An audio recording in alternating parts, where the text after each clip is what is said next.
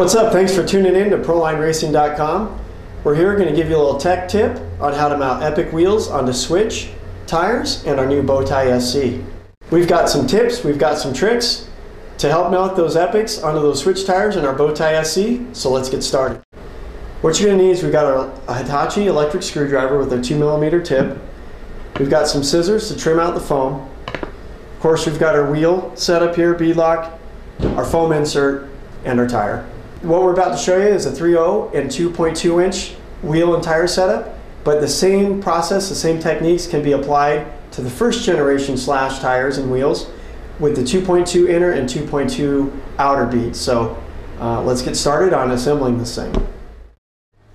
Okay, first off, what we're going to do is I'm just going to check the bead here for any flash on the tires, and I just see a little nub here, so we're going to trim that off.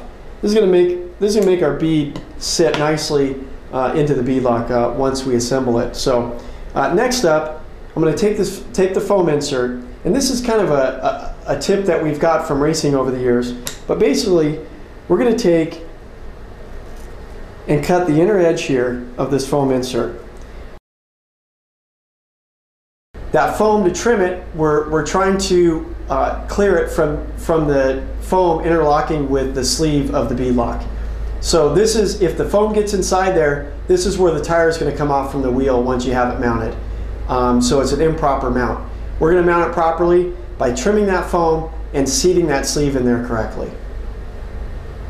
And that's going to allow it to sit over the lip of our wheel, the bead of our wheel, inner and outer, a little nicer. It's going to tuck inside the sidewall more, be easier to assemble, and also conform to the shape of the tire a lot better. So we're just going to do this here. You'll notice I'm just being consistent. Each side is consistent, side to side. I've taken off about a 1/4 inch of material here. Okay, we've trimmed our foam. We're just going to insert it inside the tire here. Kind of work it around. Just going to get it in there to where it seats nice and properly. Once we have that done, we're going to insert our sleeve. And the sleeve's going to mount is going to insert from the back of the tire to the front. You can see our sleeve here, and our beadlock just needs to go over that sleeve, like so. You can kind of feel the bead slip into the channel as you mount it. Okay, we can see here we've got a bulge. This is an improperly mounted tire, and the sleeve is not inserted into that channel the way it should be. So basically all we're going to do is massage the tire a little bit more. Okay, kind of work it in, kind of go around.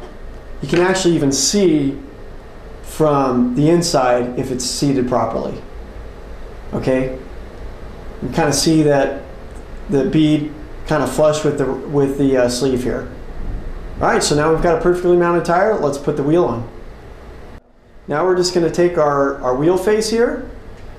We're going to insert the wheel face into the back side of the tire first and just kind of push it in. To know that we've got it aligned correctly, we can see that the tire matches up perfectly with the back side of the wheel.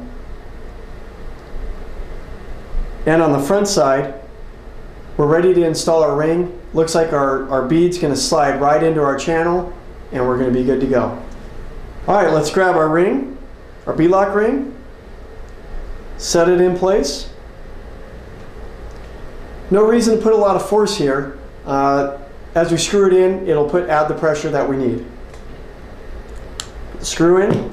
On our Hitachi, we're going to check the torque setting. We're going to set it to level 3.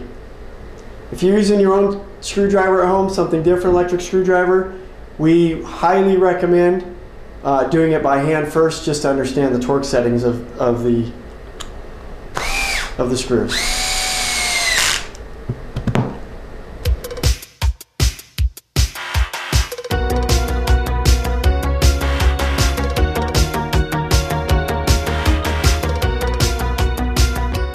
All right, as you can see, we've got everything mounted.